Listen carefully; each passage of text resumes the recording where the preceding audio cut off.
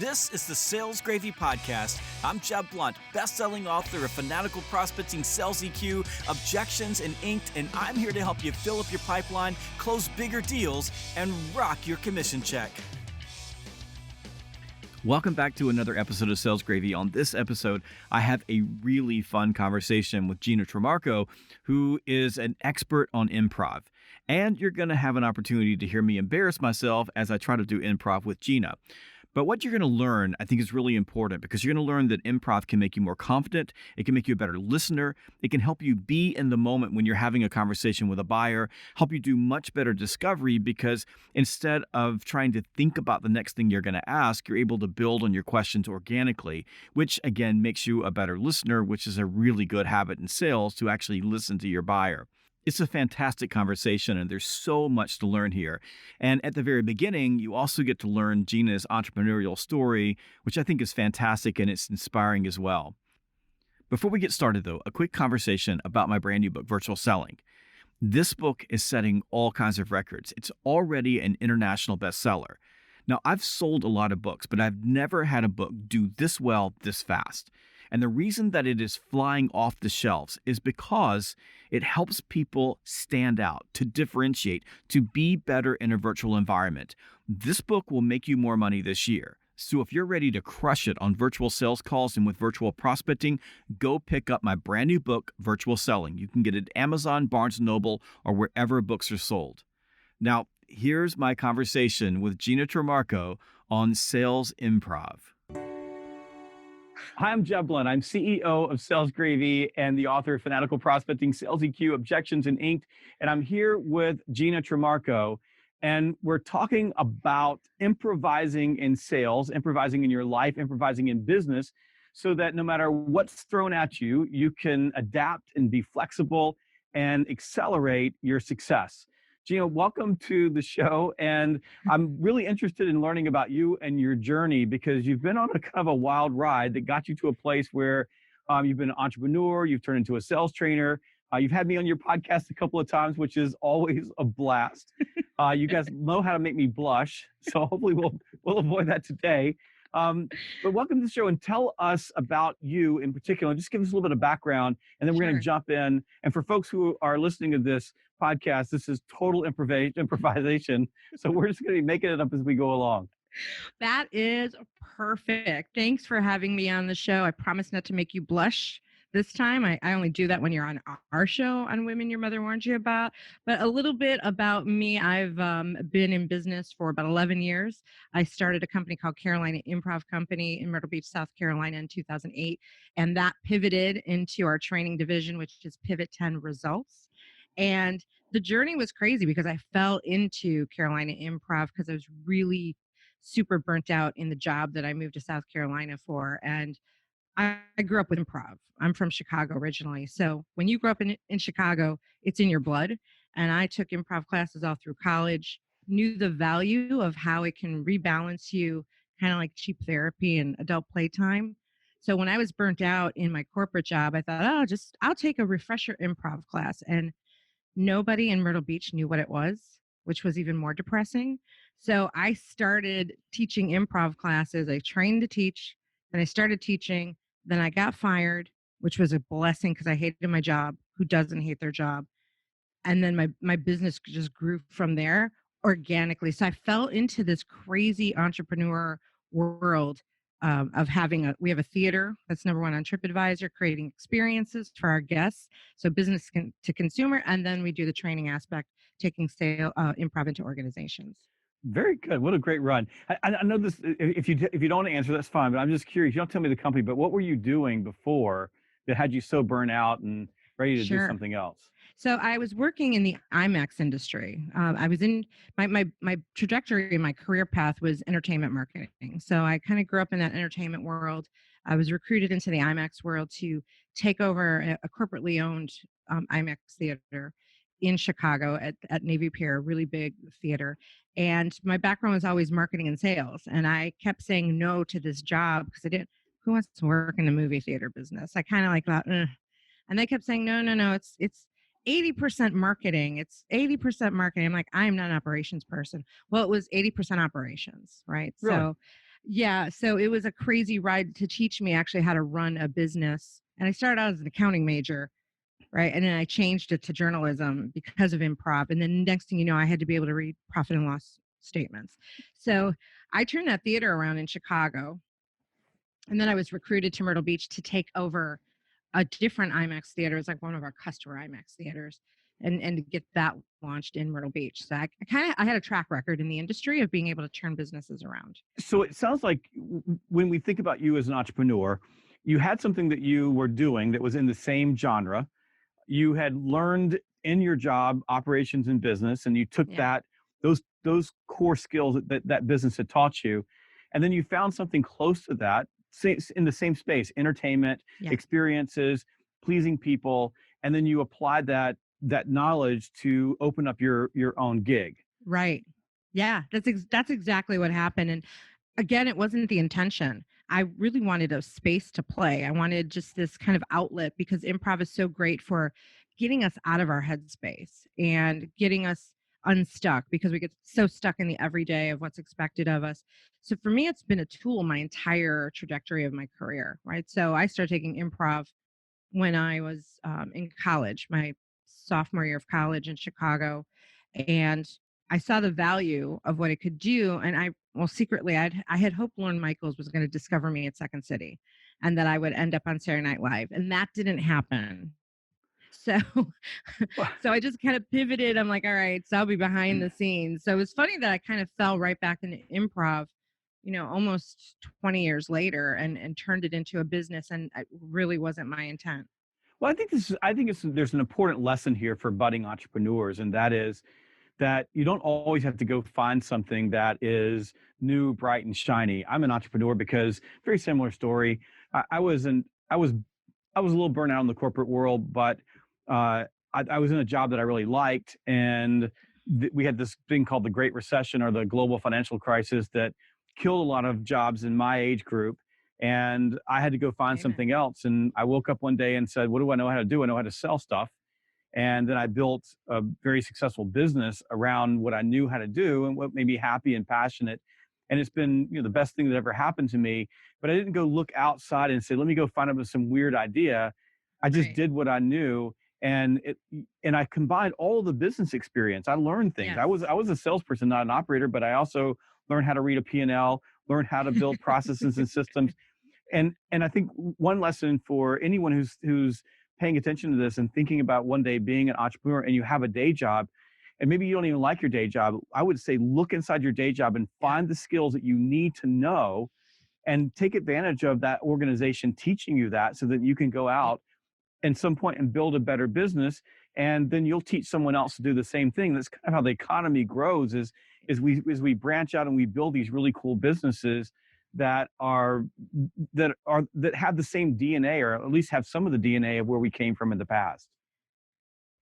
Amen. I think that's been my biggest takeaway and experience from it because when I took the job in South Carolina, I knew that it was a lateral move, and I knew I kind of had to have a plan B. And I knew if they were smart, they wouldn't keep me very long because I negotiated. You'll love this. I negotiated really well for my salary, so well that I knew they're stupid. They're going to have to fire me at some point because they're not going to be able to carry my salary.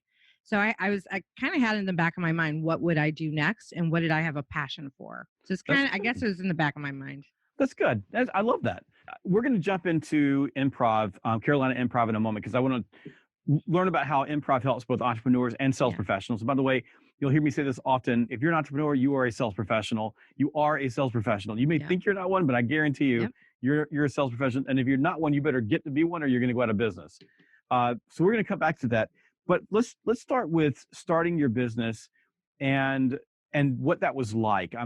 I have an entrepreneurial story. A lot of people do. So the most terrorizing moment for you as an entrepreneur. The most I would think the most terrorizing moment was the moment after I decided to do it. Like, not so in the first year I was just teaching, so there was really no overhead, right? I found different places to teach classes in, and it took off overnight. So within 10 months I was approached by, get this, a mall. those things that people used to go to Yeah. shop. So I was approached by the marketing manager of a mall, and that marketing manager had taken one of my classes. And he said, "Why don't you build a theater here in the mall?" And I said, "That's insane. No." And when we get into more improv, the concept of yes and, we're really not allowed to say no to ideas. So I'm like, "Ugh, that would be so hypocritical. Let me think about it." So it was that moment of, okay, I'm going to build a theater. This is insane. I know that the theater business is kind of not a profitable business. It's sort of a break even business. So I'm going to put all this money into this business that has no guarantee of making money. I knew that the money was going to be in the corporate training, but I needed the brick and mortar to create that credibility and establish myself in the community to do that. So I think my biggest scary moment was the moment that I like emptied my bank account to build out a theater. That was pretty freaky for me.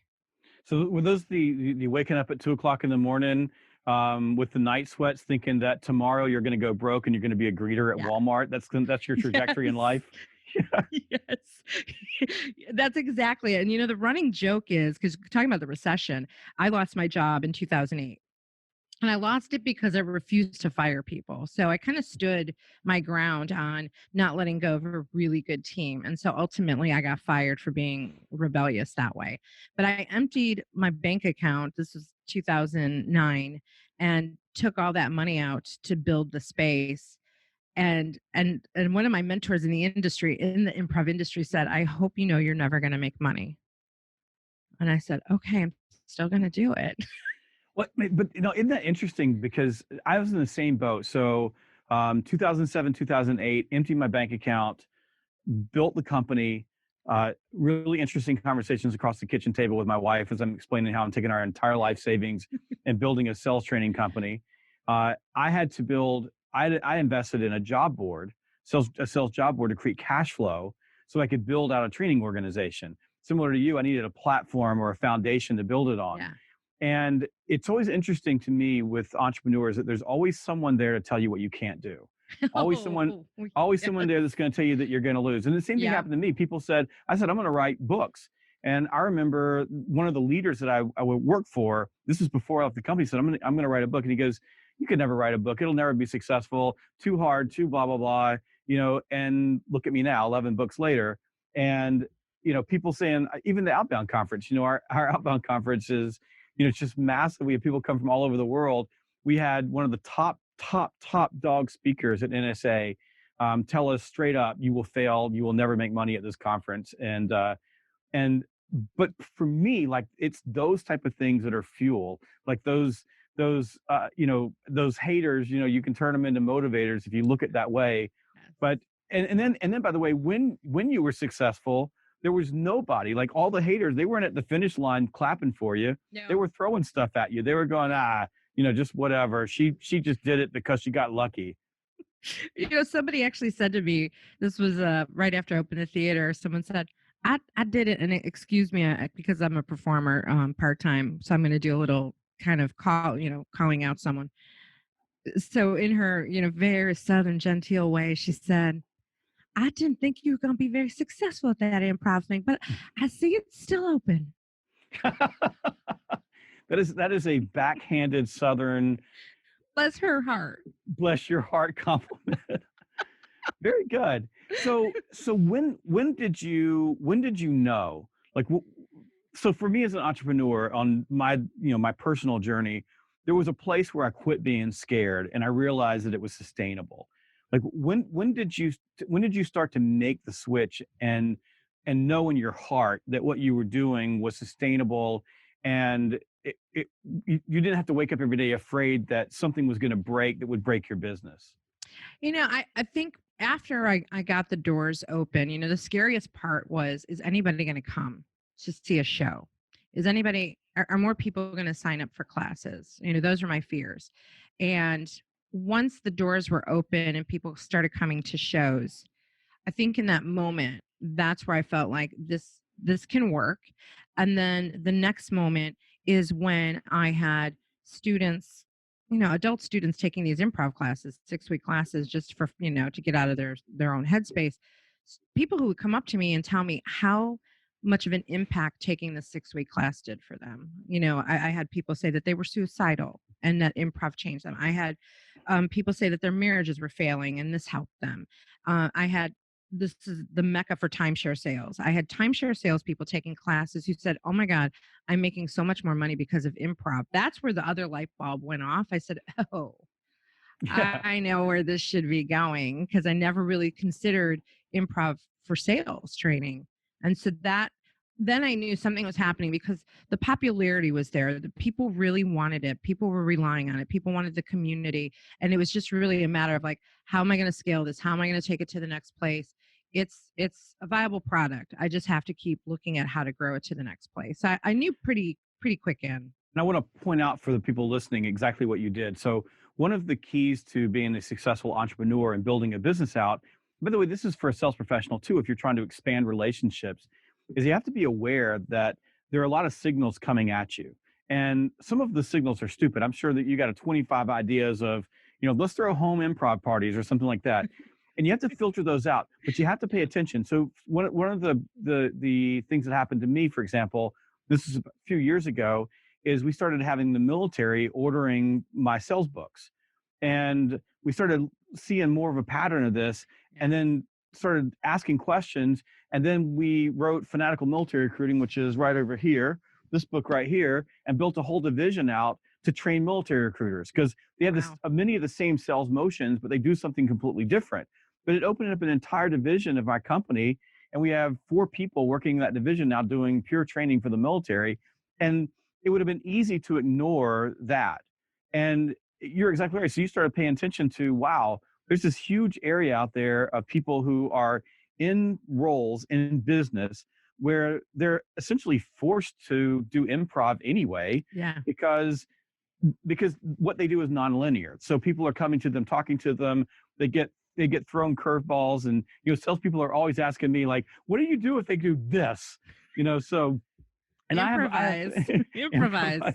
I have a technique called the ledge. I'm like, use the ledge technique. We'll talk about that in a little bit. But you paid attention to that, and then you dived into that particular market. So now you've got your pure B2C play, people coming into your theater. And so they're watching improv for entertainment. You have your consumer-led improv courses that are helping the community. People want to come in, all stripes, and I'm sure they're a blast. Add some wine to it, probably awesome. I need to come down for an improv class. Is what you do. You do. Some improv therapy, and then you built out your pure corporate play, which is going out into organizations and saying we can make your people better by teaching them how to communicate in a way that allows them to have influence in the moment and be flexible to whatever's coming at them, and the confidence to deliver a message no matter what the situation is. Did I capture that right? That was amazing, because I'm going to use that soundbite somewhere, because that was awesome. You're welcome to it. I'm for hire too. Like, I'm seriously, I'll come do commercials for you. So, well, you know that I have a business crush on you, and you're one of my favorite sales gurus. well, I know, and maybe that's how you sweet talk my assistant into getting me on the show. I have no idea. I'm good at selling, Jeb. I'm good. So let's talk about improv specifically, and what improv can do for sales professionals and entrepreneurs who are in these nonlinear situations. And what I'm going to do is get you to begin by teaching us specifically what is improv. So what we throw that around a lot, but what does it mean? And then basically in your lane, what does it mean in your lane for people, and why do we need to know what improv is? Does that make sense? Sure. So let's start with what improv is, right? So you hear the word improv, it's short for improvisation, right? That's a pretty common sense. You're improvising, right? That's pretty simple. When we hear the word improv, a lot of times people think stand-up comedy, which is a constant confusion, because there were a string of comedy clubs called the Improv, but they weren't improv, they were stand-up. So improv comedy is basically improvising a show, right? And so musicians do this, right? In jazz, in dance, people can improvise and the outcome is something. So in this case, improv comedy, we're improvising for the outcome of entertaining and comedy. And we're off of the script. So we don't have a script to work with. So we are forced to really pay attention to the audience and to study audience behavior in order to create something that's going to engage them and entertain them. So that kind of gives you a feel for what improv is. Those who don't know, a lot of times we say, think of Whose Line Is It Anyway, the TV show Hmm. where they're making it up. So from an entertainment standpoint, that's where it's at. The real rub is taking that and putting it into a business environment. And how do you get off of the script, and how do you adapt to things that are thrown your way and adjust to it using those same techniques and skills that we use on stage and transferring them. So my first experience with improv was Whose Line Is It Anyway? That was Hmm. the first time I ever saw improv, Yeah. because I'm from a little Georgia town and not Chicago, and we didn't have improv. And and I watched that show, and if you watched it, you thought these people are just incredible. They're amazing, Hmm. and so many of those guys are still on TV now, still doing all kinds of stuff. They're on see them on Netflix all the time. It was a brilliant show. I never connected in my head that I could ever do anything like that. To me, it just seemed impossible. But one of the things that, for example, I teach salespeople to do, is to leverage something called dual process. Dual process is probably the hardest thing for people to do. The great salespeople do this naturally, and dual process is simply at the same time being focused on empathy and outcome. Hmm. So, in other words, I can be completely in the moment, standing in the shoes of the person that I'm working with, while not losing sight of where I need to go.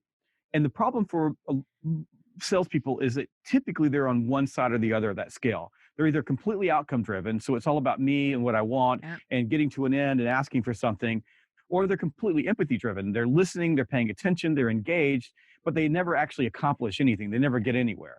Yeah. And dual process says you can do both at the same Oh. time. And Hmm. it sounds to me like what you just described is a little bit of dual process. You have to Yes. be in tune and aware of the audience, how they're responding, the person that you're improving with, how they're responding, and be there, but understand that there's a story here that you have to get to. And this is, I think, if I get this right, and you have to be unattached to the end. The story could change. So Yep. there's an outcome, but you have to detach yourself emotionally from what that might be, Yes. or, or you quit improvising and you start trying to lead. We call dual process, we call it yes and. Okay. So it's the yes and philosophy that is the foundation of improv and everything that we teach, whether it's our 6 week class or going into organizations. So the concept of yes and is a concept of acceptance. It's a philosophy and mindset of acceptance versus agreement. So we don't have to agree on something. We just need to accept each other's thoughts, points of view, objections, right? We just have to accept that. And when we're in that mindset of acceptance, you are detached. You completely let go of, like, I'm going to accept what Jeb thinks, even though I don't agree with it. So it starts with that, right? That's the first foundation. And we do a literal yes and exercise, which really forces, in this literal yes and exercise, that's also the philosophy, it forces listening. So, go back to the active listening piece of it. And I know that you're big into this, and you've got a lot of philosophies behind that. So the active listening piece, in order for us to be able to hear what someone said and then validate. So we have to be able to say, yes, Jeb, you thought that I was going to be in the studio today, and I look better on Zoom conference calls. So, right. So I'm going to validate what you wanted, what you said, and then I'm going to take it and I'm going to take it somewhere else. And we're going to continue to heighten that process until we come to a place that we've created something together and we've collaborated together. So one of the number one rules in improv, and which is one of the core values of our company, is making other people look good. So in that yes and process, my job is to make you look good. And so when I make you look good, I automatically look good. And then we win together, which I know is a big tenet of yours, right? It's win to win. You want to be in it to win it. Well, the most insatiable human need, the thing that we cannot never get enough of, is to feel important, to feel Yeah. significant, and to feel like we matter. So that goes back to unattaching from the outcome. If your focus is to make the other person look good, what Yeah. you've decided basically is, what I'm going to do is I'm going to make this person feel significant. Now, this is super important for sales professionals, because when you make someone feel important, you give them the greatest gift that you can give another human being. It's more Hmm. important than money or anything Yeah. else. And when you give people gifts, they feel an obligation. That's just natural. It's called the law of Yeah. reciprocity. So if I make you feel good, then you feel an obligation to do something nice to me. Right. And when I throw it back to you, hey, sounds like we have some agreement here. Why don't we move to the next step? The Yep. probability that you say yes goes up exponentially because you feel Right. good. Right.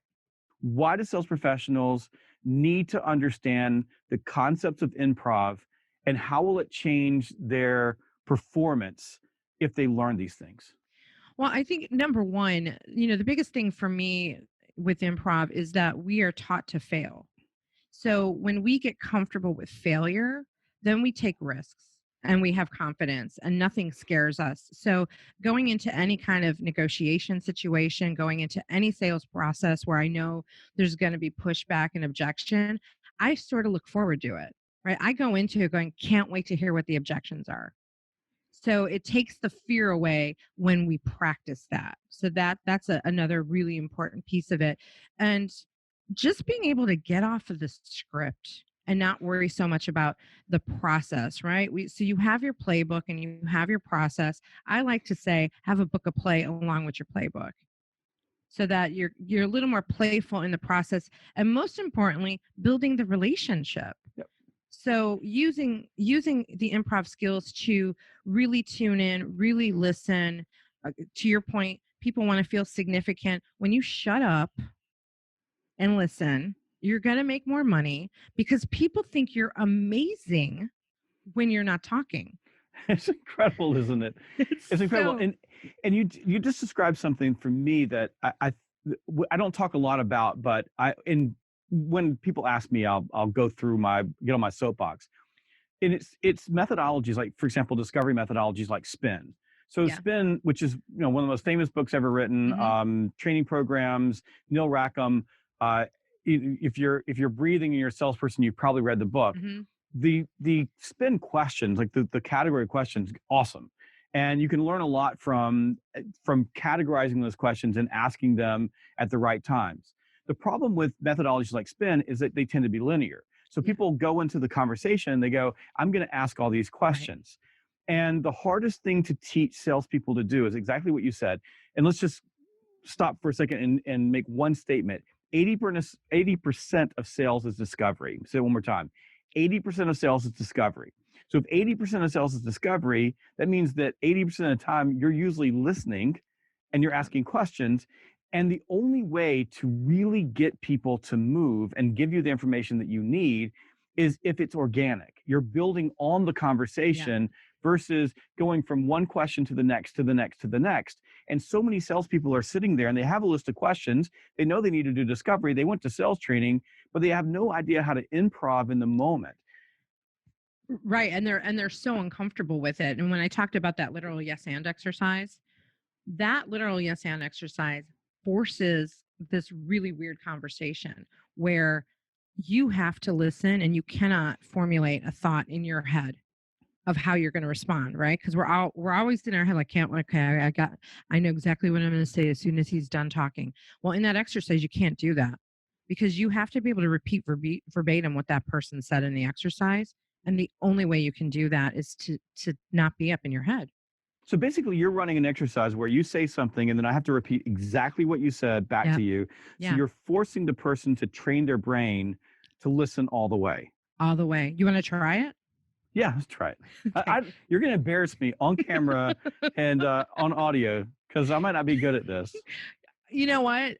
Everybody struggles with it. I've been doing it for 20 plus years and I struggle with it. And that's the point, is that if we don't exercise our brain to do this, we're not going to be good at it. So you have to be constantly exercising this. So it's pretty simple. So you're Okay, going no to judgment now. Okay. no No, judgment. That's okay. another thing in improv, no judgment. We All don't right. judge anything, right? It's acceptance. So Okay. so you're going to just say a really short phrase, and this is important because there's no questions, and I'd like to kind of talk about questions in the sales process.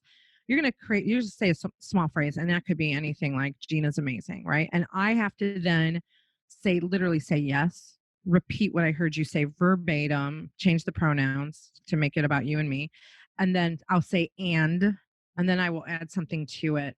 And then you're going to follow that up by saying yes. Okay. So you're literally going to have to say yes to me Yes will then be the very beginning of everything. And I'll side coach you through it. So don't Okay. worry about it. Ready? All Okay, right. go. Gina is in love with my brand new book, Inked. Yes, I am in love with your brand new book, Inked, and I love all your books. Yes. Did I get that right? Yeah, you say yes. Now you're going to say you love all my books. Yes, you love all my books, and And you're not going to believe that I have a brand new book coming out after this one called Business Outcome Selling Strategies. So I keep on giving. yes, I cannot believe that you have another book coming out that I forgot the title of that's coming out later this fall because we have talked about this. And because your comeback was so long, I can't remember it well enough to repeat it verbatim, which is a really good learning lesson of how you can confuse the buyer's mind when you talk too much. And it's your turn. It's my turn to And it's my turn and it's my turn to do another gratuitous book plug. So so you kind of it's get really that's good. No, I like that. It hurts your brain to think because I'm sitting here and I'm almost tense because I'm like I gotta pay attention to this so I don't get it wrong. But I can see how that but did you hear that? You had to pay attention to it so you didn't get it wrong. What if in the sales process you were in that mindset the entire time? well, it would be awesome because it would be well after a while you wouldn't be tense anymore because if you just Right. practice and practice and practice that. Yeah. Yeah. It's a really good like if I'm a sales manager and I'm listening to this right now, that's a really good thing just to take your salespeople through Yeah. Mhm. and just you throw a sentence out and you have to repeat the exact sentence Yep. back. Yeah. Because I really like that. I like what it did to my brain. It made me it hurt just a little bit not to pay attention. And the first time anyone does it, they go through that and they really struggle with it. And I see it when we're out in organizations doing the training because they really a lot of people resist. And of course, different personalities have different reactions to it.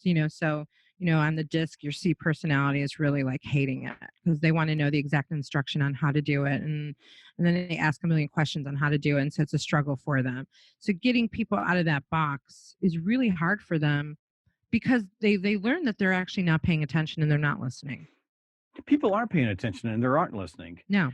And I see that every day. We were with a group this past week and we were giving them objection turnarounds. We had them on stage, two microphones. They're doing a ring ring. They're calling someone up. They're getting an objection, and there's 200 people in the room watching them. So we've activated every fear point in their brain, and I'm teaching them what their brain does. So I'm basically running a science experiment to show them that when they're in a situation where they're scared and fight or flight kicks on, the blood is basically rushed out of their neocortex, leaving them incapable of rational thought in the moment. And they have to deploy some mechanisms, we call it a ledge, to get control over that. Neuroscience is called the magic quarter of a second, to get control of that so that they can rise above the emotion and choose their response. We're going through the process and this kid just butchers it. And so I'd give him the words. I say these exact words. And then he butchers it again. I say, see these exact words. And he butchers again. And people are just amazed, like, because everybody in the audience is like, come on. I mean, it's just one sentence.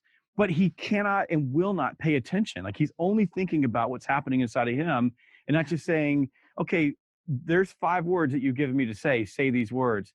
But at the end, he gets it and everybody sees it. As soon as he gets his confidence goes up. Like you can like watch the entire audience, their entire emotional profile changes. They all lean forward. And the very moment that he finally turns on his ears and his brain and he listens, internalizes it and repeats it back, it's just beautiful. So tremendous exercise for people. I think one of the problems, like you said, is that when you're trying to learn techniques like this, is that we're afraid of failing. And even in that moment, I was a little nervous of doing this in front of you. You're an expert, I'm not, and I don't want to look bad. So we don't just allow ourselves to practice in the moment where it's safe. You're not going to fail. Nothing's going to get broken, and then do it over and over and over and over again until it just feels natural to you. Right. And you hit on a key word is safe.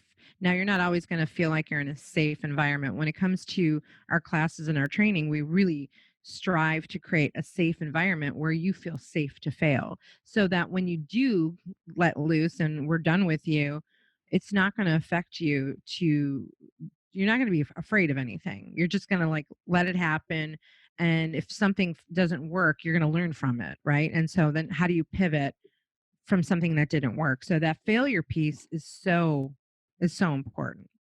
It is. Well, adversity and failure, they're our greatest teachers. But I'm curious about something. So you have a safe space in your theater and your classes, but then you put me on your podcast, and your podcast is not a safe space. I don't understand. Do you just reserve that for me? Oh wait, on Women Your Mother Warned You About, you Yeah, mean? yeah. Good Lord. I'm like, you're sitting there talking about safe space. Like, as soon as I get on your podcast, like my face is beet red. I walk away. I have to go. Like, I gotta get therapy after I get done. So, Well, the best part is that you said to please keep inviting you back, so you must like it. I'm a little sick that way. So.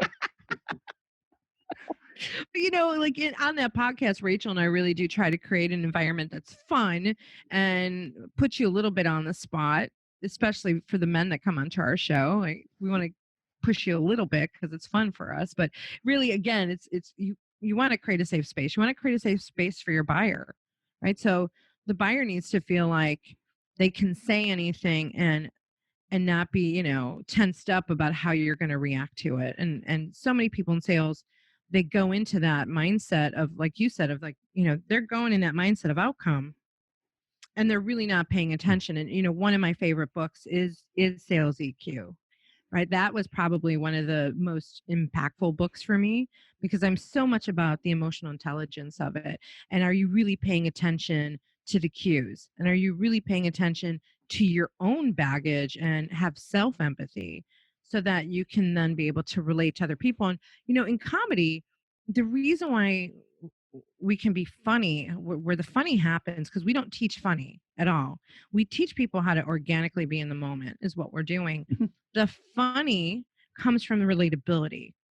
So there are two things in comedy. You either laugh at repetition or you laugh at contrast. So repetition is the relatability. We're going to laugh at something that they did something on stage that we totally relate to. And they can relate to it because we listened to them, took their idea, made the show about them, and now they're laughing at themselves. Now you take contrast and it's the unexpected. They're laughing at, they didn't see it coming. And so either way, especially in comedy, if we fail, we're still laughed at. And so we win.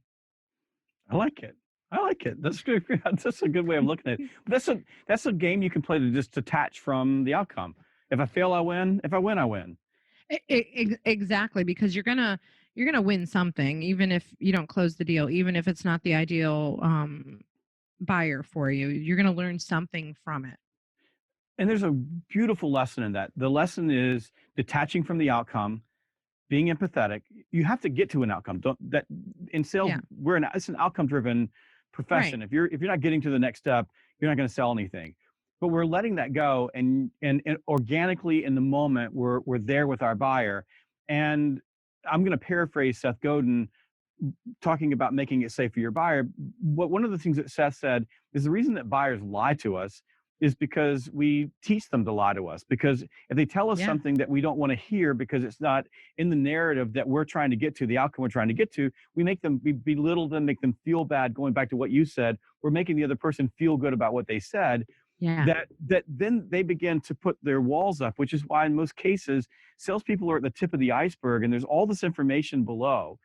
And where I'm trying to go in a discovery conversation is to activate this self-disclosure loop. You read about that in Sales EQ. Hmm. And that's when people begin to just emote. They begin to talk, and they begin to talk unassisted. I don't have to ask them any questions. And there's a neurophysical loop that happens inside the brain when I begin to self-reveal. As I self-reveal, I get a dopamine hit to the pleasure center of Yeah. the brain, which causes me to want to self-reveal more. And the more I self-reveal, the more I'll give you. And if you watch master sales professionals, what they do is they ask a handful of questions and get a massive amount of information. And in that information is everything that they need to close the deal. But a lot of that is just the organic. We call it, and I think probably the best name for it is deep listening. But they're listening to Hmm. the emotional cues, Yes. just like you said. We're paying attention to the audience. We're paying Yeah. attention to the person. And when we do and then or and, or and, what is Yes. it? And yes, and we're doing yes, and when we're doing those things, right? As we're doing that, we're creating this moment where we're asking a question about something that's important to them, that's emotional to them, and that gets them talking. And then the biggest thing is just getting out of the way and letting it go. And it sounds like the improv piece is all of that together. That Yeah. and if I can add one more thing, and giving you just the confidence that you can stand there and you can take any situation that comes at Yeah. you and you don't have to be afraid. Exactly, because as long as you're making it about the other person, going back to that, make other people look good. If you keep in that mindset of making it about them and taking it off of you, there's going to be no failure because you're going to be making it about them. And if I want to throw in a couple things because you've hit on this on the questions piece, and I wanted to talk about this in the yes and in that exercise. You're not allowed to ask questions, and that comes up a lot in the exercise, right? It'll be like, yes, Jeb's got a new book coming out, and when is it? And it throws off the cadence of the exercise because too many questions puts that person on the defensive to have to answer them or to come up with an answer that makes them sound smart instead of just like being off the top of their head in a statement. So, while questions are important, I'm always teaching people stop asking so many questions because you can ask one question like you said, and you can get Get so everything. much information, people will just keep going on and telling you everything. And we have another exercise that we do with that where they have to in pairs they're sharing something and one person's a listener and one person is a talker and the listener cannot say anything and they have to listen with such intent that they're able to repeat it back and that's what we tell them so they get like really freaked out that they have to listen with intent and then we no you didn't have to um, so they have to listen with intent but what happens is the talker gets really uncomfortable doing all the talking and so we tell the listener the second that you see them starting to waver and they don't know what to say or they say I don't know what else to say because we haven't told them to switch that's when you can say to the talker tell me more Mhm. about pick something that you heard and just prompt them tell me more with but don't ask them a question tell me more still a question disguised Tell me more. That seems like it's really important to you. That sounds like it might have hurt. Like yeah it's just a statement and it's deep listening. Ask the next question or make it's to me it's a statement and a pause. But yeah do a statement and a pause on something that you saw them. They were emotional. I don't need to teach you like you don't need to go to a body language course in order to see emotion in other people. It's right hardwired in our DNA. We emotions are right contagious. We know how to see it. So when you see emotion, test it. So salespeople say, well, what if there wasn't anything there? And I'll take salespeople with me on a call and say, listen, watch what I'll do. I'll go down 10 dead ends. I'll go, that sounds like it was really important to you. That it sounds like you've had some problems with that before. And they'll go, no, no, no. And you just pop on to the next one. Like you said, failing is yeah winning. If they go no, then I just move to the next thing yeah because I didn't lose. I just know that that's not a place that's important to them. But right most of the time, if I go, that sounds like it was really important to you, or this sounds like you've had some problems with that in the past. Tell me more. It's like, phew. tell me more is such a powerful statement because people love to talk about themselves right it Mhm. goes back to that significance piece and when you let them talk about themselves and you're like "No, tell me more I want to know more about you Yes. I right want to know more about this. Tell me more. Give me more information. And especially if it's around, when you see their emotions, because that's what people want to talk about. One last thing that I found in listening, and I don't know how this works in your world, if you have exercises around this, is learning how to pause. So you're in a oh yeah conversation, and although we're probably not doing a lot of pausing right now, but the two of us together, it could be an explosion or something. So so, uh, but there's after someone stops talking, we have a tendency to want to jump in and tell our story. And the reason, by the way, we want to do that is because we have an yeah insatiable need to feel important. And we feel most important when our mouths are moving. One of the things that I teach people is pause, count to three, count to five, and let the person like know they finished talking before you jump in. Because in most cases, when you leave silence, the other person will fill it in. And what comes out of their mouth next will be the most significant thing yeah of the entire conversation. yeah well the yes and exercise really works on that because you have to be listening, and you can't just jump in right away. You have to listen, and then you have an opportunity to jump in. And because you didn't have time to formulate in your head, you're just naturally going to take a pause because you're like, oh, now it's my time to talk. What am I going to say? So the pause comes in at that point. The other thing that we teach in our classes for performance purposes, when you're on stage and you have, we call it, I've got nothing, meaning I have no idea what I'm going to do. And so when we have nothing and two of us are on stage together and we both have nothing, we just look at each other like, okay, and we're not saying anything. What's interesting, and then we teach how to study audience behavior. The audience will inevitably physically move in. They Mhm. will lean in because they feel like, what's going on? There's no talking happening.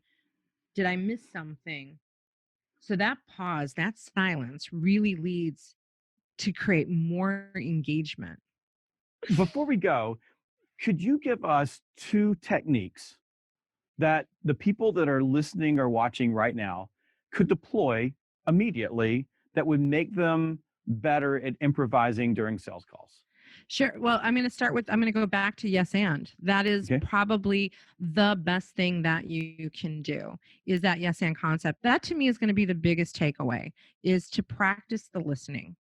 So in that yes and, you're practicing listening and you're practicing validating and you're practicing collaborating to heighten the idea to take it to the next place. So that would be the number one thing to do. There are a variety of other exercises, but I think that's probably the biggest thing that they can do to just get comfortable with it. And hey, if there's an improv class in your area, I highly suggest you go take it. Thank you so much for spending time with me. And for all the people that were listening and watching, this interview was 100% improvised. That was such a fun interview. And I hope this inspires you to go learn a little bit more about improv, the yes and process, listen more, be in the moment, and go check out Gina. You can find her at ginatrimarco.com. That's ginatrimarco.com. She's got a great blog, great podcast, and fantastic information on how you can use improv to improve your sales and communication skills. And make sure that you go right now to Amazon, Barnes & Noble, wherever books are sold, and pick up a copy of my brand new international bestseller, Virtual Selling.